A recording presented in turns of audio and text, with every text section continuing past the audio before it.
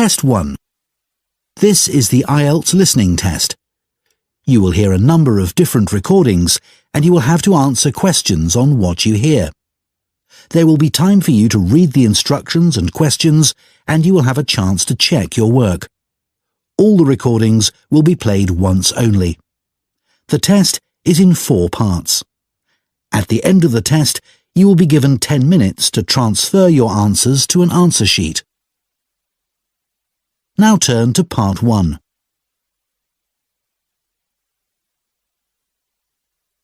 Part 1. You will hear an interview with a woman who is doing a survey on transport. First, you have some time to look at questions 1 to 5.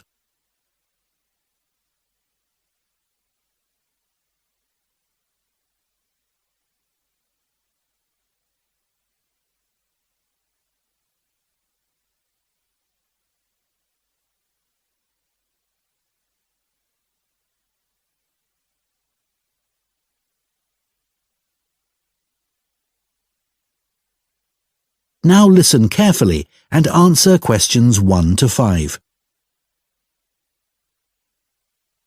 Excuse me, would you mind if I asked you some questions?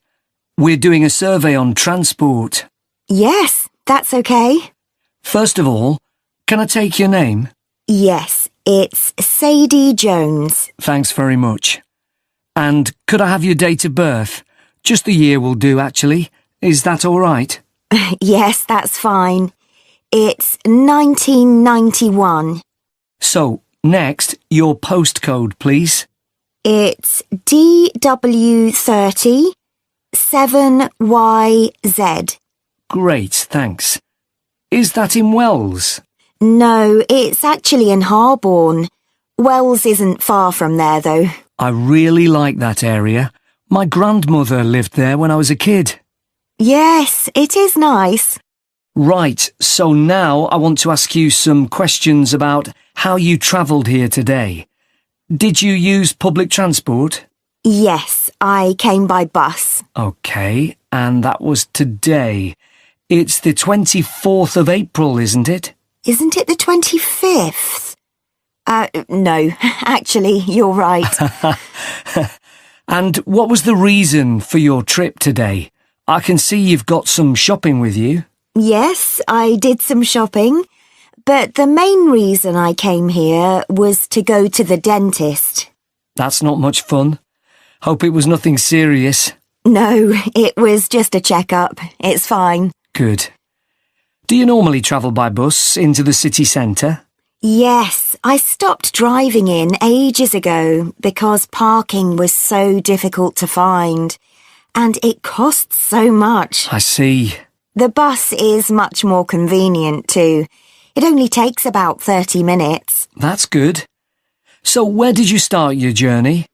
At the bus stop on Claxby Street. Is that CLAXBY?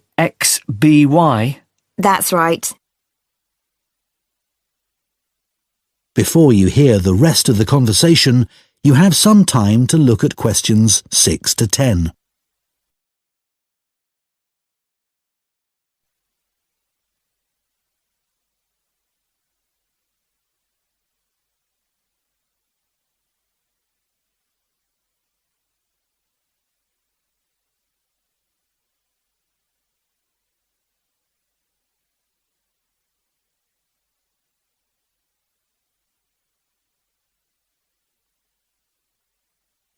Now listen and answer questions 6 to 10.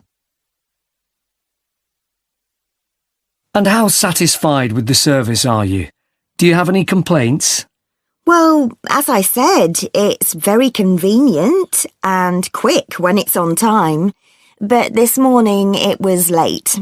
Only about 10 minutes, but still. Yes, I understand that's annoying. And what about the timetable? Do you have any comments about that? I suppose I mainly use the bus during the day, but any time I've been in town in the evening, for dinner or at the cinema, I've noticed you have to wait a long time for a bus. There aren't that many. OK, thanks. So now I'd like to ask you about your car use. Well, I have got a car, but I don't use it that often, mainly just to go to the supermarket. But that's about it, really.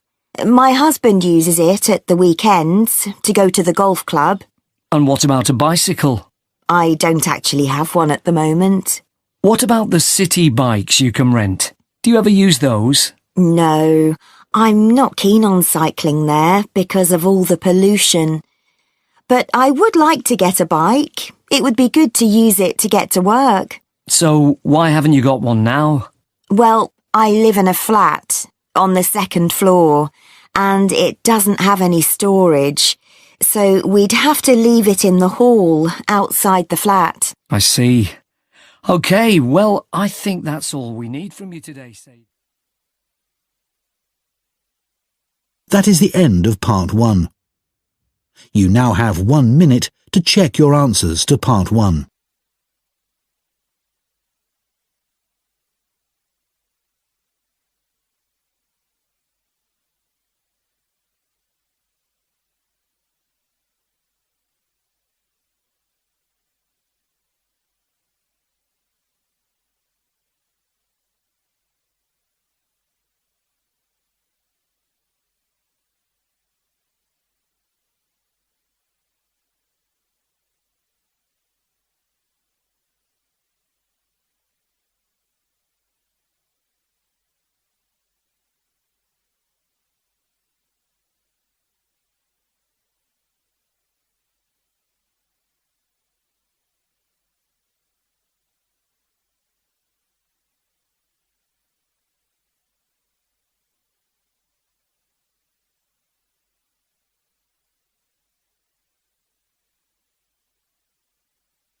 Part 2.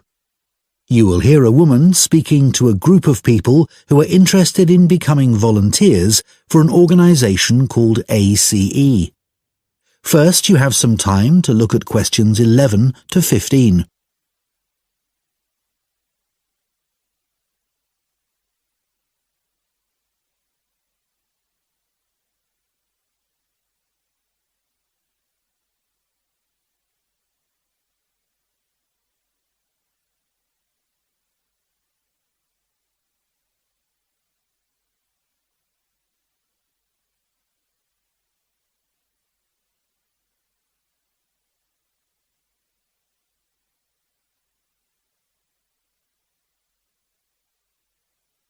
Now listen carefully and answer questions 11 to 15. Good evening, everyone. Let me start by welcoming you all to this talk and thanking you for taking the time to consider joining ACE Voluntary Organisation. ACE offers support to people and services in the local area, and we're now looking for more volunteers to help us do this. By the way, I hope you're all comfortable. We have brought in extra seats so that no one has to stand, but it does mean that the people at the back of the room may be a bit squashed. We'll only be here for about half an hour, so hopefully that's okay. One of the first questions we're often asked is how old you need to be to volunteer. Well, you can be as young as 16, or you can be 60 or over.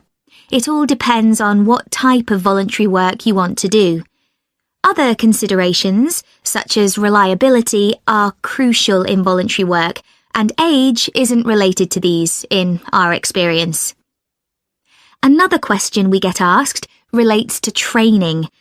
Well, there's plenty of that, and it's all face-to-face. What's more, training doesn't end when you start working for us. It takes place before, during and after periods of work. Often it's run by other experienced volunteers, as managers tend to prefer to get on with other things. Now, I would ask you to consider a couple of important issues before you decide to apply for voluntary work. We don't worry about why you want to be a volunteer. People have many different reasons that range from getting work experience to just doing something they've always wanted to do. But it is critical that you have enough hours in the day for whatever role we agree is suitable for you. If being a volunteer becomes stressful, then it's best not to do it at all. You may think that your income is important, but we don't ask about that. It's up to you to decide if you can work without earning money. What we value is dedication. Some of our most loyal volunteers earn very little themselves, but still give their full energy to the work they do with us. Before you hear the rest of the talk, you have some time to look at questions 16 to 20.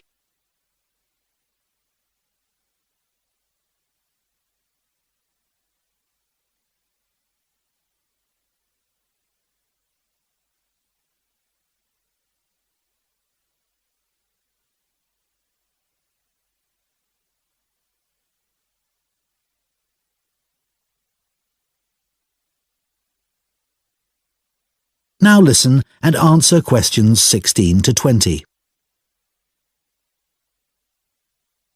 Okay, so let's take a look at some of the work areas that we need volunteers for and the sort of things that would help you in those.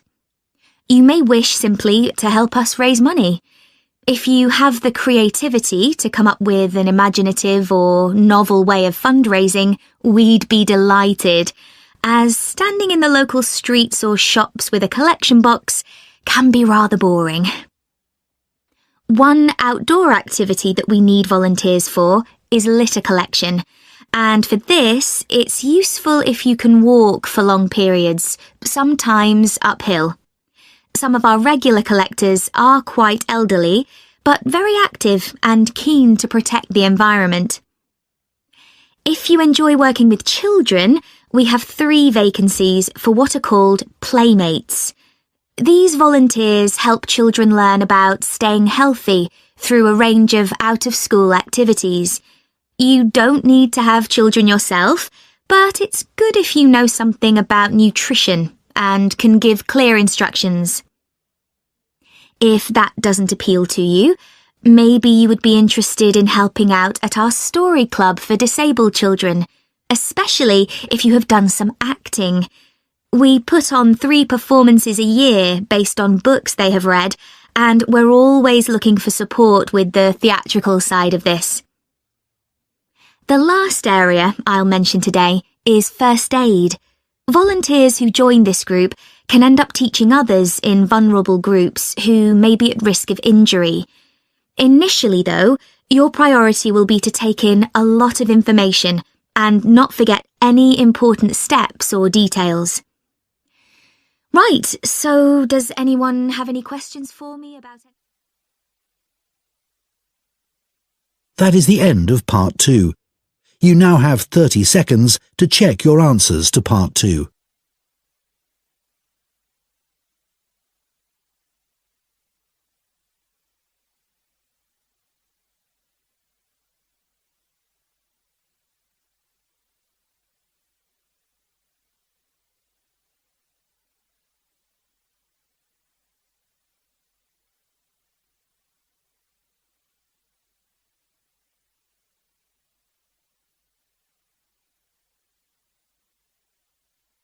Part 3. You will hear 2 students called Hugo and Chantal discussing a talk they have just attended at the start of their course in fashion design.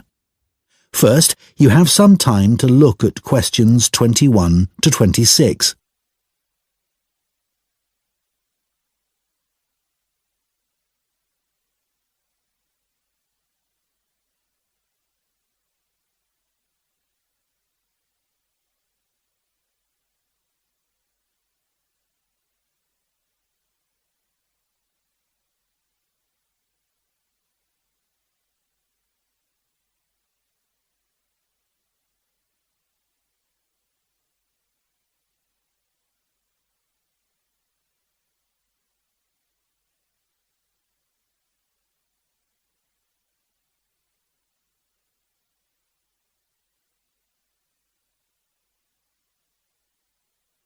Now listen carefully and answer questions 21 to 26. Hi, Chantal. What did you think of the talk then? Hi, Hugo. I thought it was good once I'd moved seats. Oh, were the people beside you chatting or something? It wasn't that. I went early so that I'd get a seat and not have to stand. But then this guy sat right in front of me and he was so tall. It's hard to see through people's heads, isn't it? Impossible. Anyway, to answer your question, I thought it was really interesting, especially what the speaker said about the job market. Me too. I mean, we know we're going into a really competitive field, so it's obvious that we may struggle to get work. That's right. And we know we can't all have that dream job. Yeah, but it looks like there's a whole range of areas of work that we hadn't even thought of, like fashion journalism, for instance. Yeah, I wasn't expecting so many career options. Overall, she had quite a strong message, didn't she? She did. She kept saying things like, I know you all think this, but... And then she'd tell us how it really is. Perhaps she thinks students are a bit narrow-minded about the industry. It was a bit harsh, though. We know it's a tough industry. Yeah, and we're only first years after all. We've got a lot to learn. Exactly. Do you think our secondary school education should have been more career-focused? Well, we had numerous talks on careers, which was good, but none of them were very inspiring. They could have asked more people like today's speaker to talk to us. I agree. We were told about lots of different careers, just when we needed to be, but not by the experts who really know stuff. So, did today's talk influence your thoughts on what career you'd like to take up in the future? Well, I promised myself that I'd go through this course and keep an open mind till the end. But I think it's better to pick an area of the industry now and then aim to get better and better at it. Well, I think we'll just have to differ on that issue. One thing's for certain, though. From what she said, we'll be unpaid assistants in the industry for quite a long time. I'm prepared for that. Aren't you? Actually, I'm not going to accept that view. Really?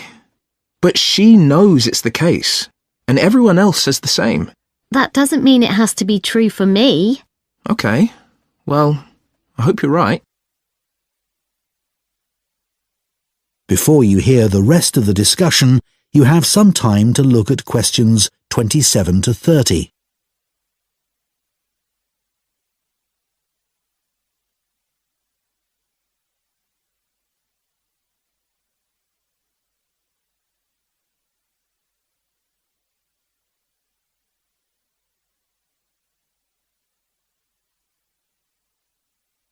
Now listen and answer questions 27 to 30. I thought the speaker's account of her first job was fascinating. Yeah. She admitted she was lucky to get work being a personal dresser for a musician. She didn't even apply for the job, and there she was getting paid to choose all his clothes. It must have felt amazing. Though she said all she was looking for back then was experience, not financial reward. And then he was so mean, telling her she was more interested in her own appearance than his. But she did realise he was right about that, which really made me think. I'm always considering my own clothes, but now I can see you should be focusing on your client. She obviously regretted losing the job. Well, as she said, she should have hidden her negative feelings about him, but she didn't. It was really brave the way she picked herself up and took that job in retail. Fancy working in a shop after that? Yeah, well, she recommended we all do it at some point. I guess, as a designer, you'd get to find out some useful information, like how big or small the average shopper is. I think that's an issue for manufacturers, not designers. However, it would be useful to know if there's a gap in the market, you know? An item that no one's stocking, but that consumers are looking for. Yeah, people don't give up searching. They also take things back to the store if they aren't right. Yeah. Imagine you worked in an expensive shop and you found out the garments sold there were being returned because they fell apart in the wash. Yeah, it would be good to know that kind of thing. Yeah. That is the end of part 3. You now have 30 seconds to check your answers to Part 3.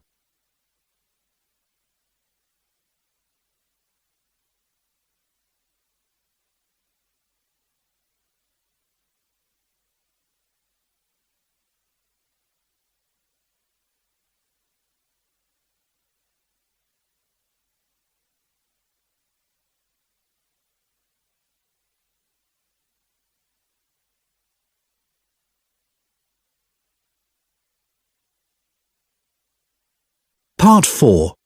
You will hear a zoology student giving a presentation on the process of moving wild elephants to a new reserve, known as translocation. First, you have some time to look at questions 31 to 40.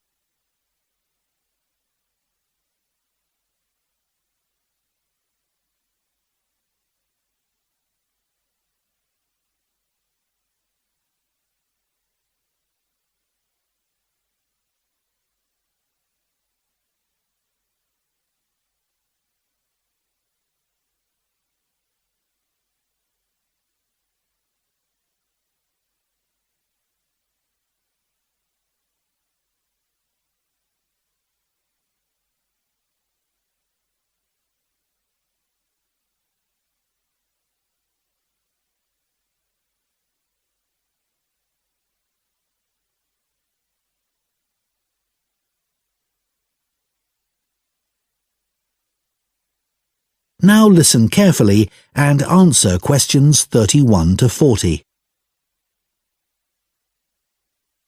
For my presentation today, I want to tell you about how groups of elephants have been moved and settled in new reserves.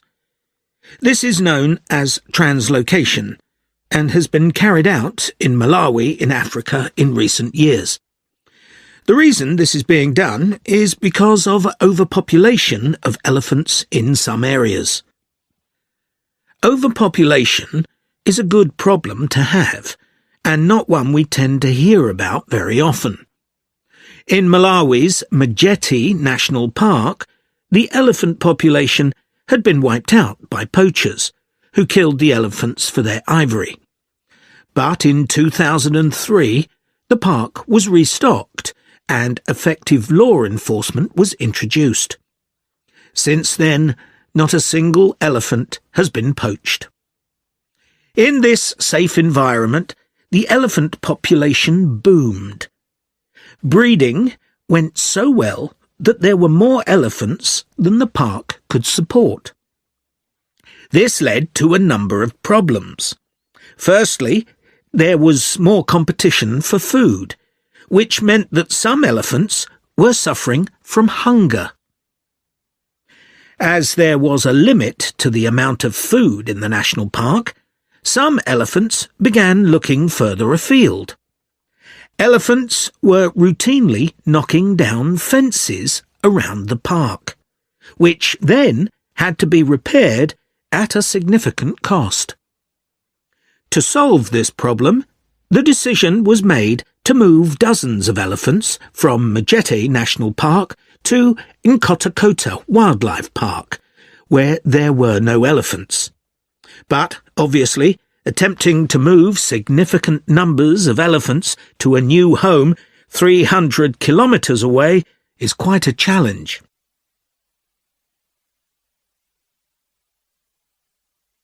So, how did this translocation process work in practice? Elephants were moved in groups of between 8 and 20, all belonging to one family. Because relationships are very important to elephants, they all had to be moved at the same time. A team of vets and park rangers flew over the park in helicopters and targeted a group, which were rounded up and directed to a designated open plain. The vets then used darts to immobilize the elephants.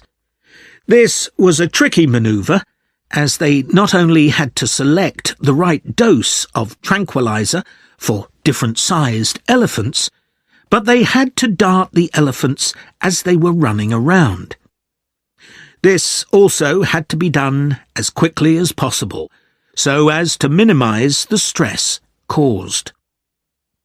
As soon as the elephants began to flop onto the ground, the team moved in to take care of them.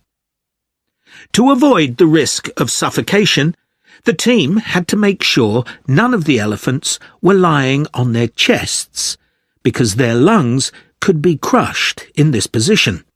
So, all the elephants had to be placed on their sides.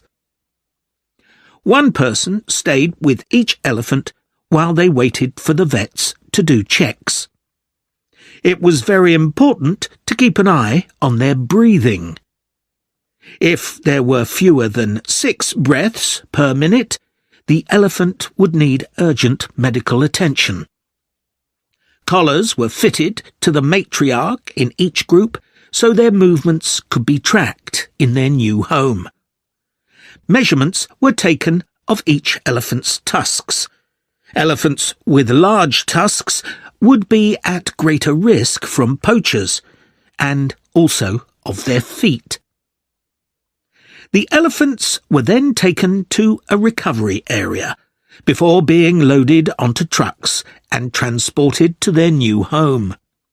The elephants translocated to Nkota settled in very well, and the project has generally been accepted to have been a huge success, and not just for the elephants. Employment prospects have improved enormously, contributing to rising living standards for the whole community. Poaching is no longer an issue, as former poachers are able to find more reliable sources of income. In fact, many of them volunteered to give up their weapons, as they were no longer of any use to them. More than 24 elephants have been born at Nkota since relocation. With an area of more than 1,800 square kilometres, there's plenty of space for the elephant population to continue to grow.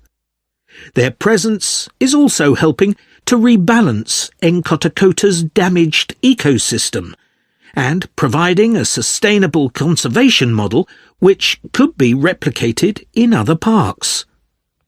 All this has been a big draw for tourism, which contributes 5 times more than the illegal wildlife trade to GDP, and this is mainly because of the elephants. There's also been a dramatic rise in interest from... That is the end of Part 4. You now have 1 minute to check your answers to Part 4. In the IELTS test, you would now have 10 minutes to transfer your answers to the listening answer sheet.